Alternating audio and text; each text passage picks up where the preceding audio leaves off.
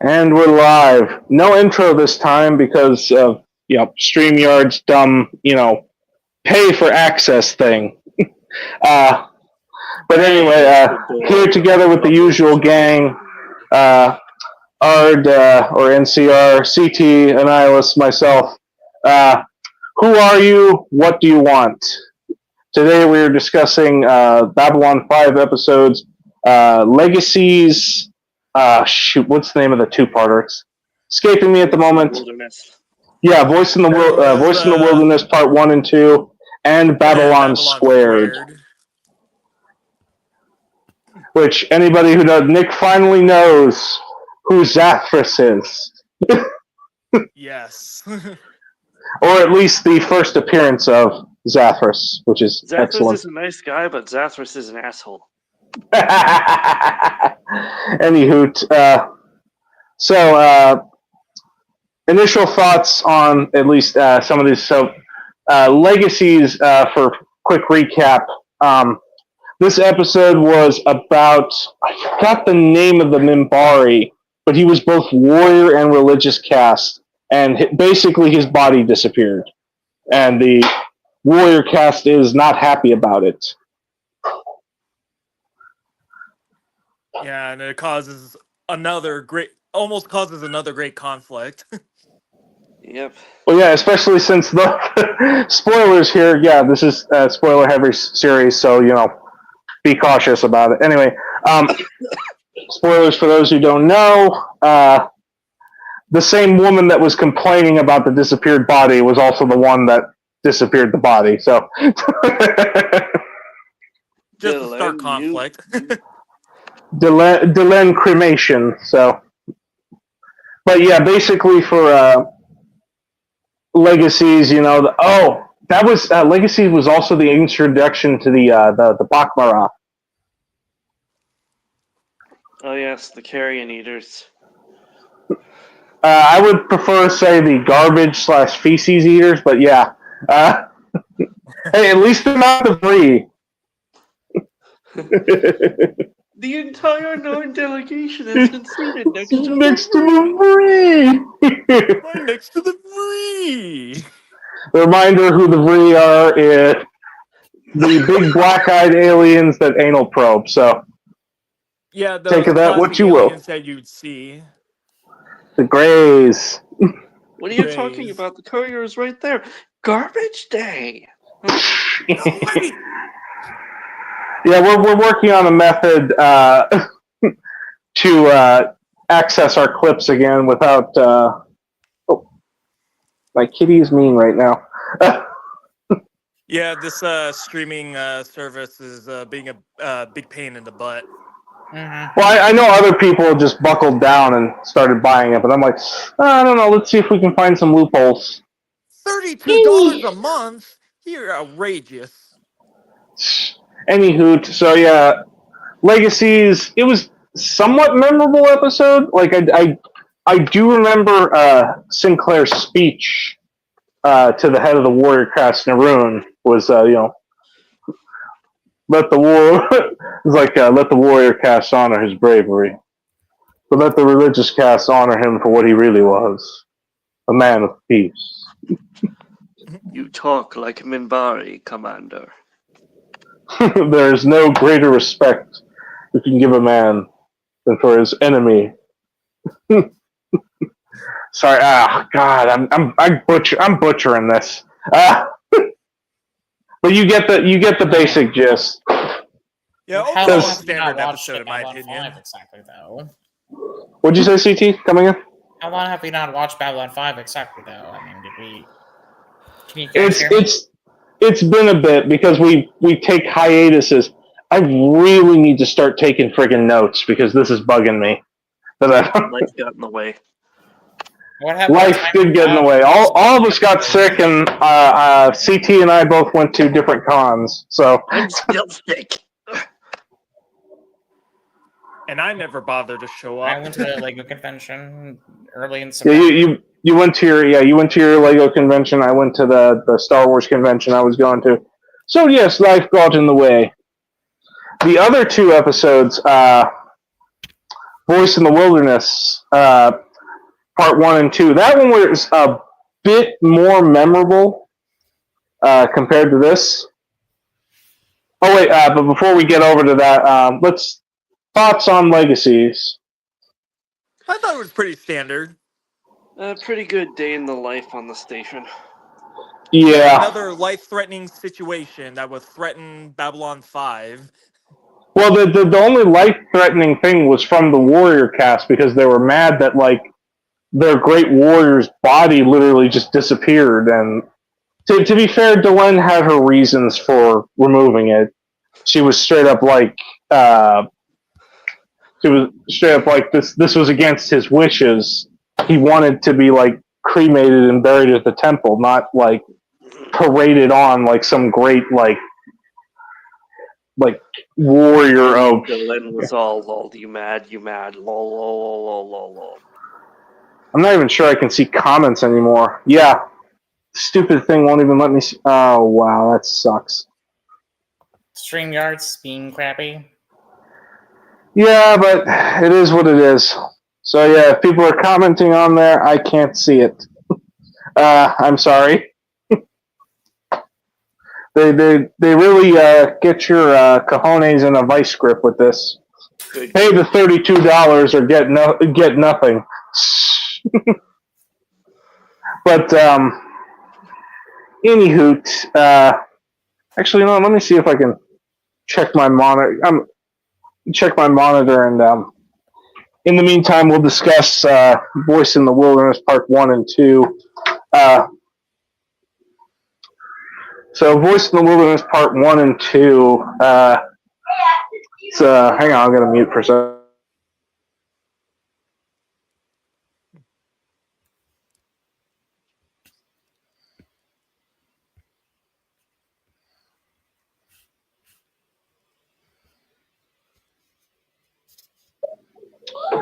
Excuse me, I'm just turning on my monitor. So yeah, Voice in the Wilderness Part 1 and 2. I recall that one alien that was attached to the machine talking to them, who was slowly dying. And then Dylan's, was that like her old friend or her old teacher? Like a mentor? I can't remember. I'd like to say both, like an old friend, mentor. You fool! This is a live stream. Okay, I can see Nihilus's comments, so maybe just nobody's commenting yet. He becomes one with the machine. Yeah, he was the dude was yeah, he does become one with the machine. So yeah, there's the spoiler.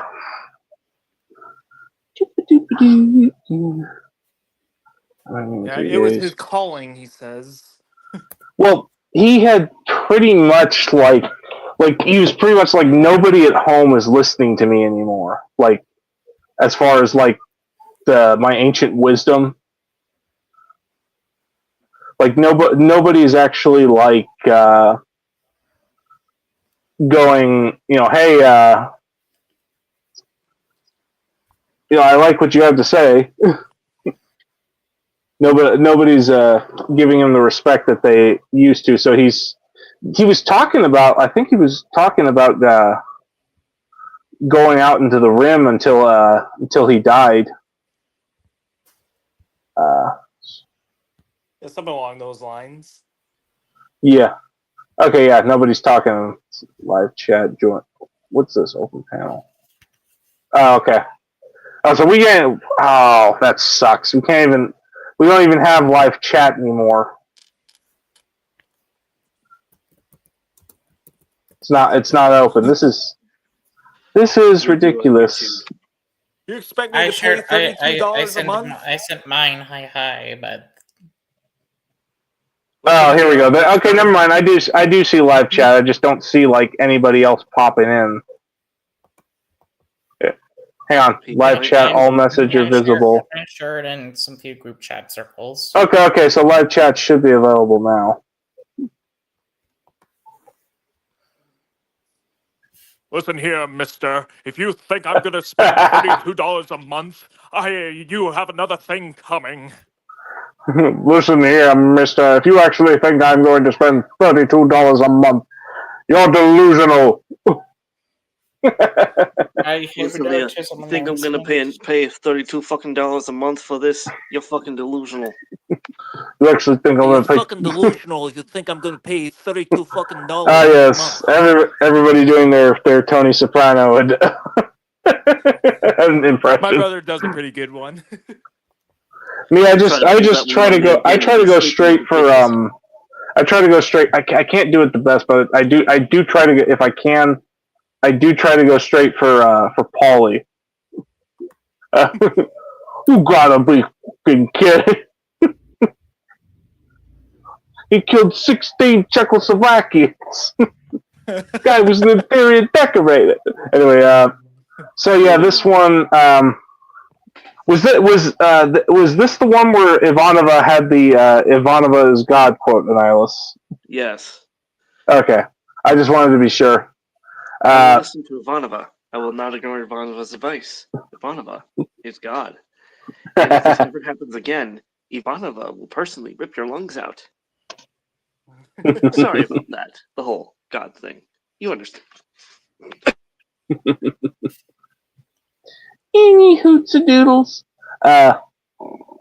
So yeah, So we have a new ally in the form of Draw and some new technology to play with in the form of the Great Machine. you had what added conflict to that particular moment was basically the arrival of, I forgot the name of that captain, but he was really really angry Yeah, at he was a everything. hard ass.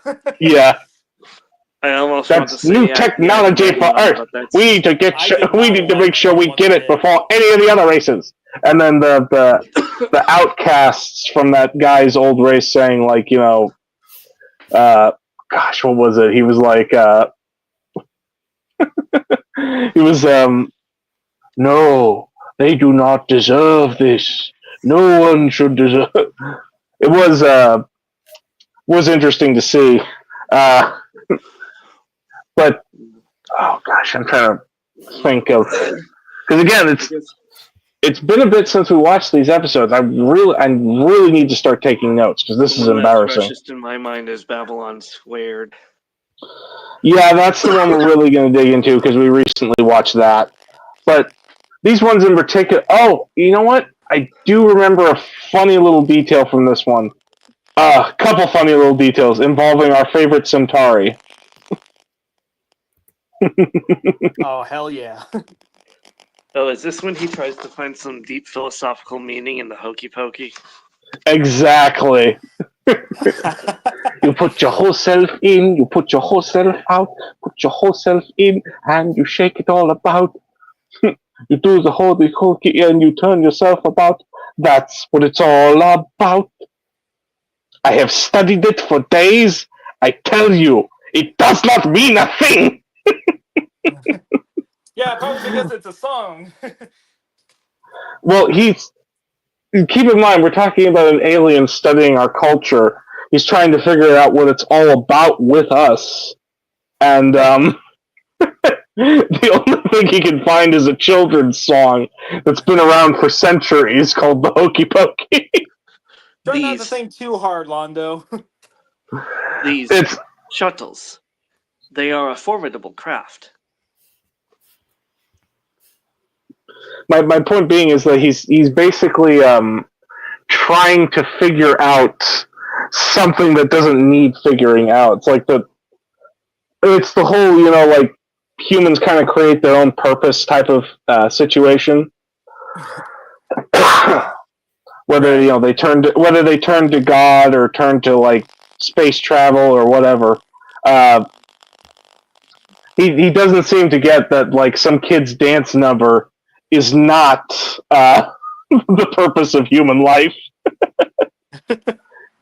But there's that, and then there was the detail of him flying them in, because I know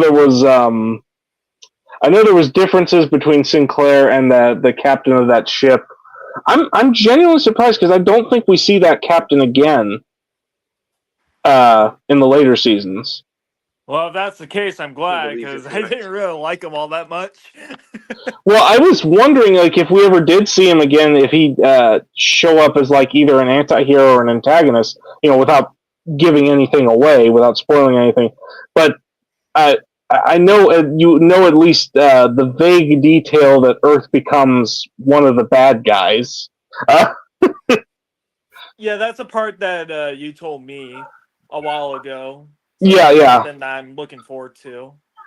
Well, yeah, I mentioned like I still believe to this day, like even though I love JMS's work, I feel like the absolute fascist government thing that comes later in the series is a little bit on the dot with how they do it. Yeah, because you Like, mentioned like You know all the why, whole though? Armageddon and stuff. yeah, I like that. do. Considering the man's background, I do. But so yeah, there's that whole scenario. Drawl takes over the machine, and Delenn is reluctant to say goodbye to him. Even before that, like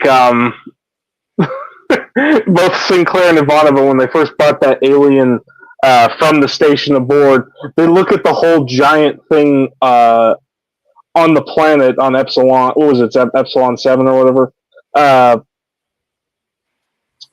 Like the giant machine that's underground, and I can't remember if it was. I think it was Ivanova that told Sinclair, "I have to go to the bathroom." Because it's like to see that sort of thing, like you kind of wondering, like this is insane, like this super advanced technology. I feel like I'm going to pee myself just like staring at it. I, for one, Yeah, cannot I'm wait sure till we get to anybody season 2 would for one reason. want to. Season 2 for one reason. What is that, Annihilus? You must choose your side. Oh yeah. With the whole point of the question, who are you? What do you want? No. Green. Oh wait, is that in season 2? I forgot. Yes. Purple. You don't get this yet, Nick, but when we get to season 2, you will. Hyrule Phantom Green. Purple. Yeah, it's a bit. Wait, say again. Hyrule Phantom Green. Oh, now you're adding JoJo. Wonderful.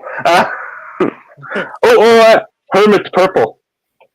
There you go. No, Anyway. well, I'll tell that story when we get to the episode proper. Oh, absolutely. But for now, should we move on to Babylon Squared? We will, but what were everybody's thoughts on this two-parter episode that, in my opinion, could probably have been solved with just a single episode? I agree. Yeah, I didn't think it needed like a two-parter, but overall, I still thought it was pretty good.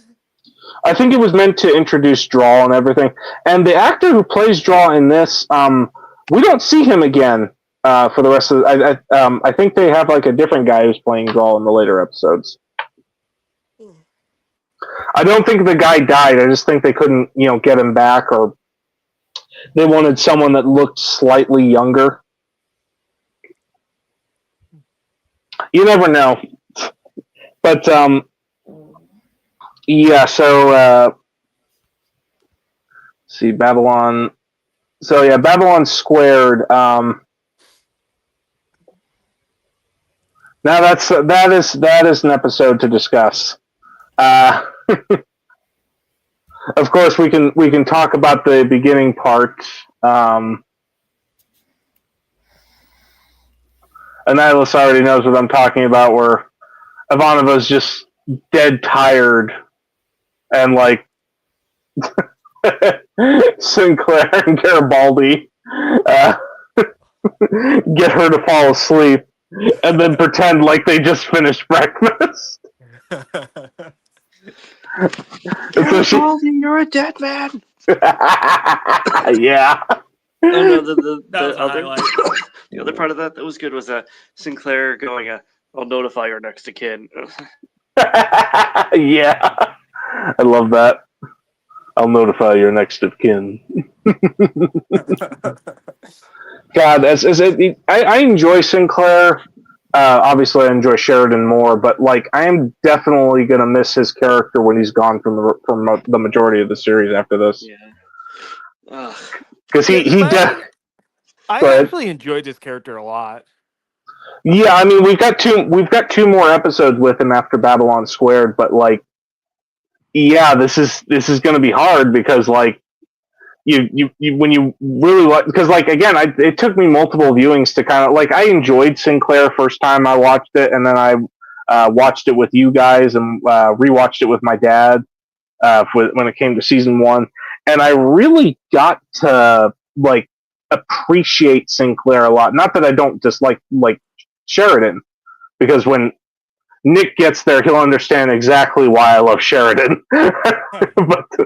but yeah, I really got to appreciate Sinclair a lot more with multiple rewatches of the show because, like, this guy is like he has a very, like I said, maybe it's just the way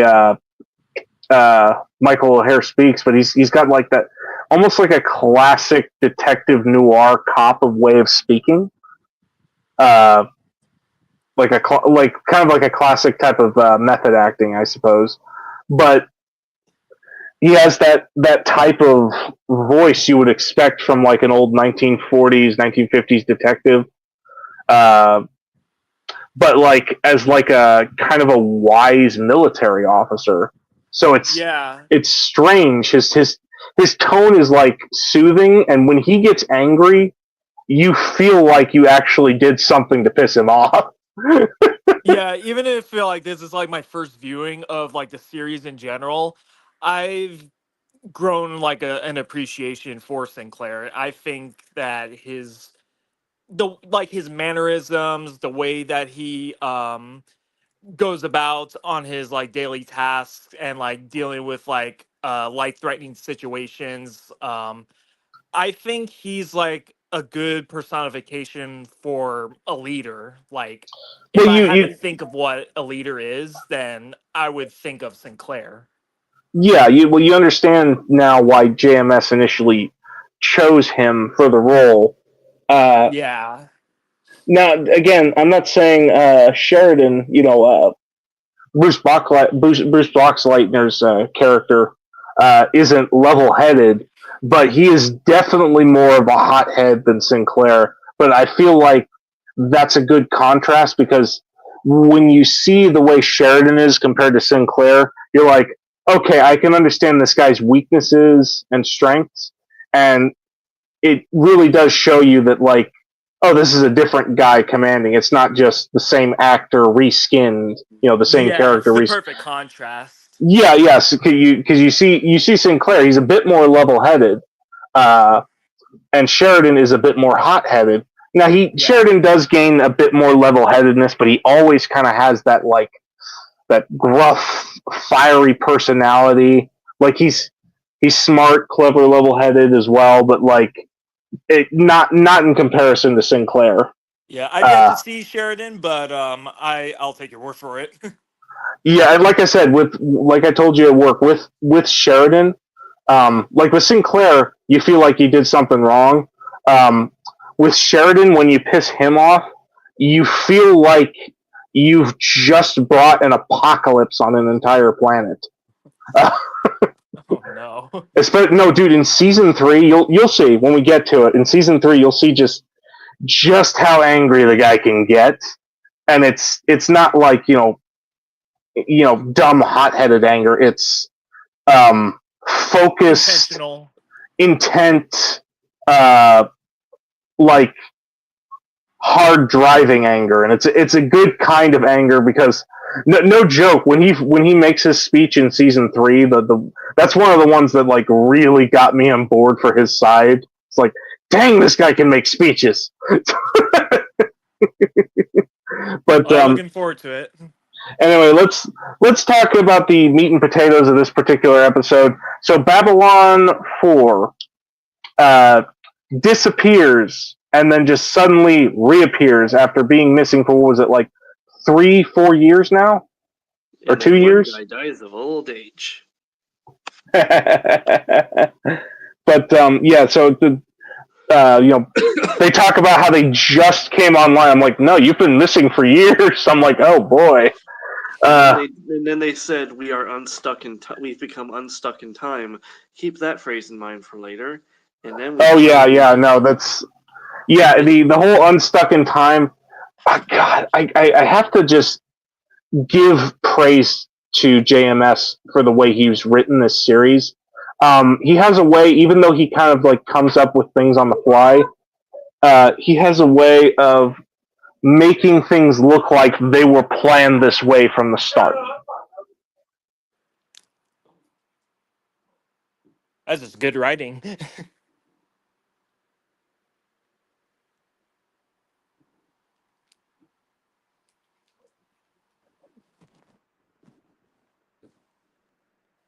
Okay, sorry, my niece bugged me about something. She needed something. Anywho, so with they see Babylon 4 and they see oh yeah, that's right, there was a guy that actually showed up, a pilot that was scanning. He realized it was Babylon 4, so he goes through a time paradox. Hang on, my niece is.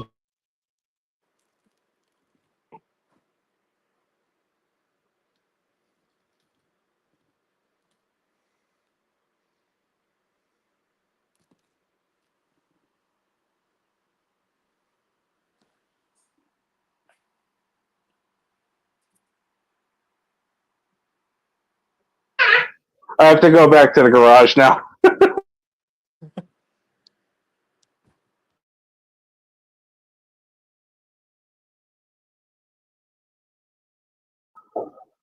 So yeah, sorry about that. Anywho, so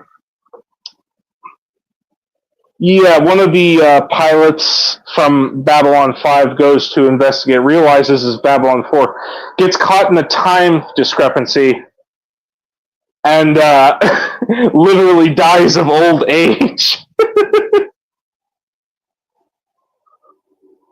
And that's when they realize they're in a bit of a time discrepancy.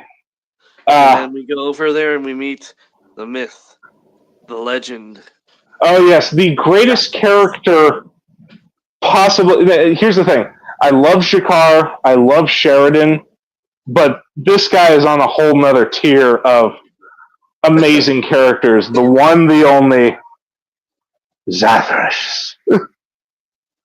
If you stay, Zathras dies. If you leave, Zathras dies. Either way is bad for Zathras. I have a little technical difficulty. Yeah, no, I get it. You stay, Zathras dies. You leave, Zathras dies. Other way, bad for Zathras. But Zathras must stay. If Mr. Morden came up to me and asked me, "What do you want?" I would say to stop being sick. I'm so tired of this. Yeah, you have to forgive Annihilus. He's still running off what was what's very left of his cold. Nothing but a runny trickle that is annoying the crap out of him. Why do we have so much snot in our bodies? I believe the mucus is necessary to protect us from certain things. But it can go fuck itself. Anywho, so yeah, they meet Zathras. He explains that he serves the One, which he seems to recognize Sinclair for a moment before going, not the One, not the One. And it's funny because when the One shows up later, it's a guy in a spacesuit. Then we see that later scene, it's an older Sinclair with a facial scar in a similar spacesuit saying, I tried to warn them, but I couldn't. And you're thinking to yourself, tried to warn them about what? What's going on? Who are you? What do you want? But it all happened just as I remembered. my whole point is, like I said, I know JMS set it up differently for like a completely different event, and we'll probably discuss a little bit of that when we get to the last two episodes of season one. Agreed. Um, again, because Annihilus, and I know CT, I'm not sure how much he remembers, but we know in season 3, again, it feels like it was planned from the start, but it wasn't. Don't spoil too much for our newbie. I'm not. I'm trying not to. I mean, if that's But the case, then that's just good writing. no, that again. I have to give credit where credit is due for JMS, because the man, despite having like setback after setback, and what was it you told me from the autobiography of Nihilus? They really wanted him to fail. What was it, TNT? No, that was when Crusade started.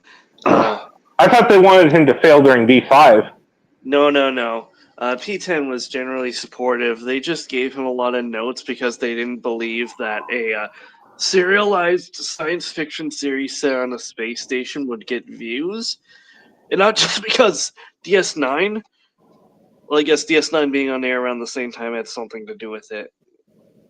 But Well, I know a lot of the early concepts for DS9 were actually, like, even some of the names were actually cloned from Babylon 5. allegedly. Because, well, there's a little bit of truth to that, because he brought, what network aired Deep Space Nine? It's been a while since I... Paramount. But at the end of the day, half of it is him guessing, so this is all just allegedly. Oh, I know, but he did bring a lot of his early Bible pages for the show to Paramount initially. And even though Paramount... And it was actually a Walter Koenig that let him know about DS9. Yeah. It's like, oh, by the way, they're using similar names. I'm like, oh, because of course they are. But it's like, it's you know what it is? It's that meme where it's like, hey, can I copy your homework? Sure, just make it look a little different, so so it doesn't look like you plagiarized it. But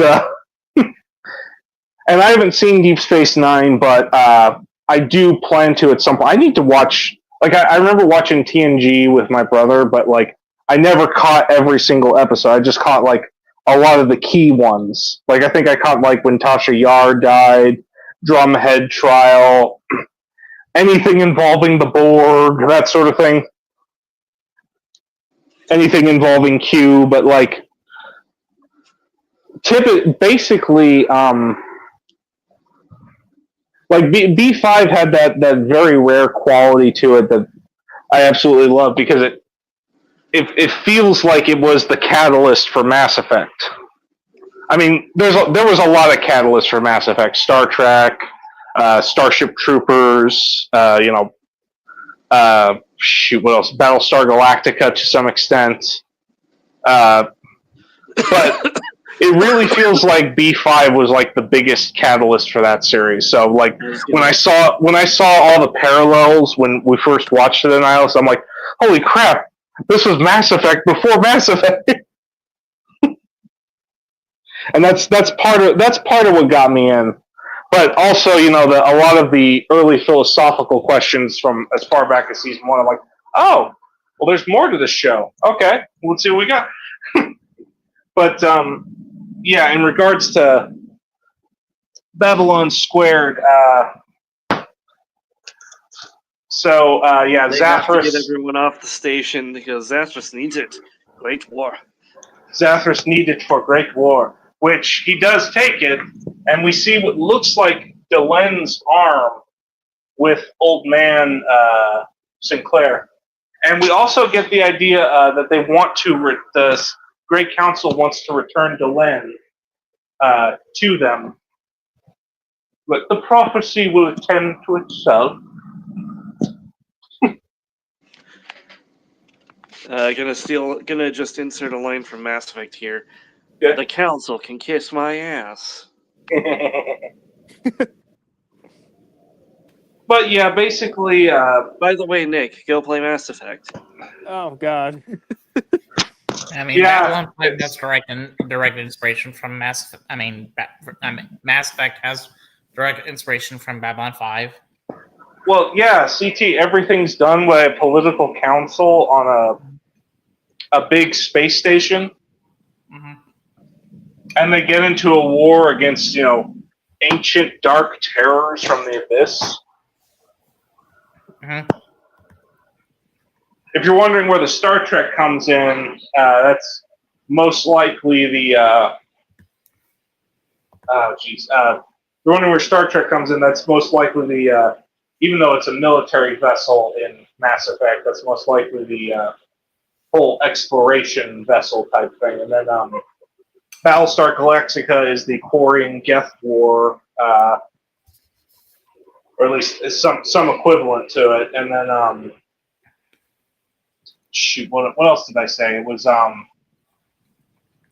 dang it. Well, what other sci-fi did I say? I can't remember. It does have some degree of Star Wars because of psychic powers and whatnot. And then, obviously, a little bit of the Matrix with that weird, harvesting selection crap. Anyway, back to the episode Babylon Squared. Yeah, we're doing way too many tangents here, but I need to get going soon. no, I hear you. Thoughts on the episode?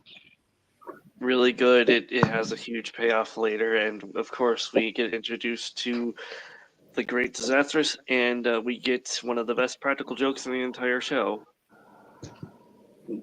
No, because yeah, like there's a lot of big. I don't think people remember there's a lot of big setup here, like a lot of big setup. Like because it leaves you it leaves you a ton of questions because you ask the question. Okay, sorry about that.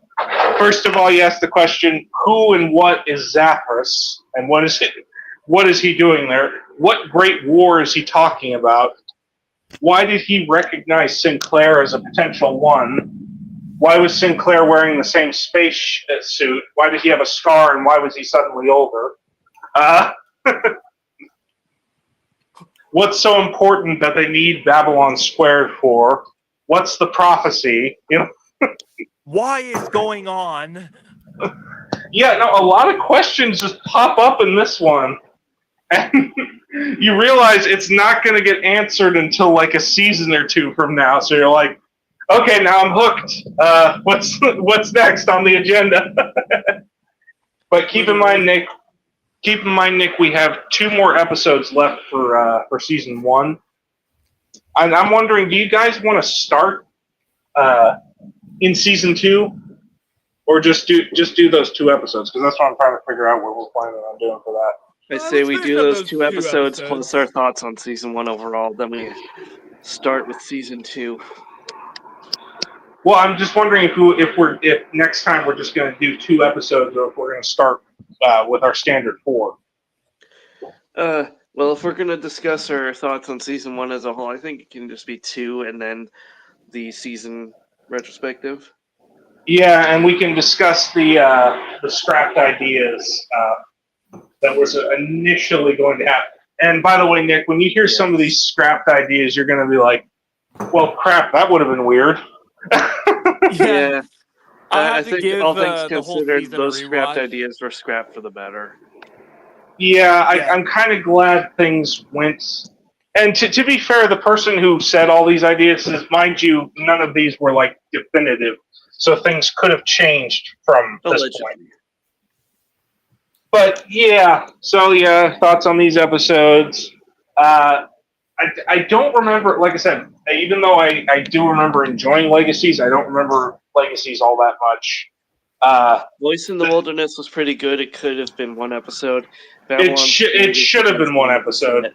But yeah, Babylon Squared is where like all the best stuff gets done. And there's going to be even more setup in the next 2 episodes because we're going to be seeing a lot of unexpected twists and turns we're going to be discussing. And I will be sure, again, because we had like a long hiatus before we do that, I will be sure to take notes on those. Yes, and you will finally see why everyone has been telling Garibaldi to watch his back. Oh my gosh, yeah. Do not spoil it for Nick. But basically, yeah, there's a reason so everybody's been telling him, watch your back out there, Garibaldi. Watch your back, watch your back. Do you think he'll heed the advice? Probably not. Yeah, well, no. just to prepare myself for the retrospective, I think I'm gonna go ahead and see if I can like rewatch the whole season. I know it's on Daily Motion, so I'm just gonna go ahead and get a gist of like everything, just a little recap and everything and all that. Well, I think it's also on Tubi. Yeah, if it's again, keep this in mind. If it's not available, like the whole series on Daily Motion, go to It's Tubi. on Tubi it's on Tubi if you want better quality. You'll have to. Well, you have to power through ads on Tubi, but yeah, the other alternative is like I literally just bring like my Xbox or something to your house, and we just binge watch it. We spend the next like 3 or 5 hours just binge watching it. So, well, it's at some point because I know at some point Annihilus is going to head to Israel. I'm not exactly sure when, but I may have to buy a Blu-ray DVD just to be the next de facto. Oh, darn it! My cat just ran into the house. Oh, no. Troublemaker.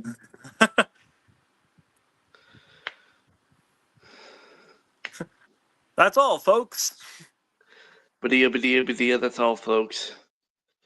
I'm gonna go lay down. Getting tired? I'm sick, man. Okay.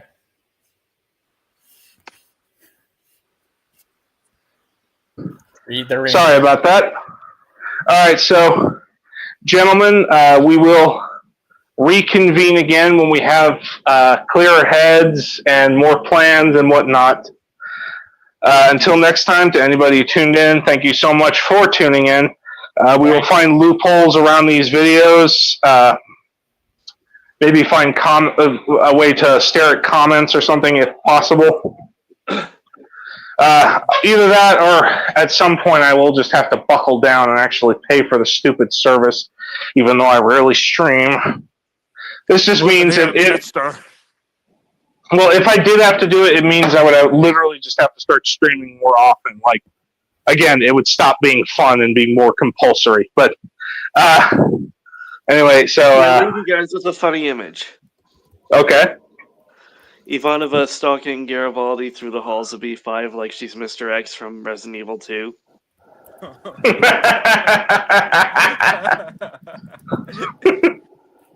Oh, that's disturbing. Anyway, thanks again, guys, for joining us.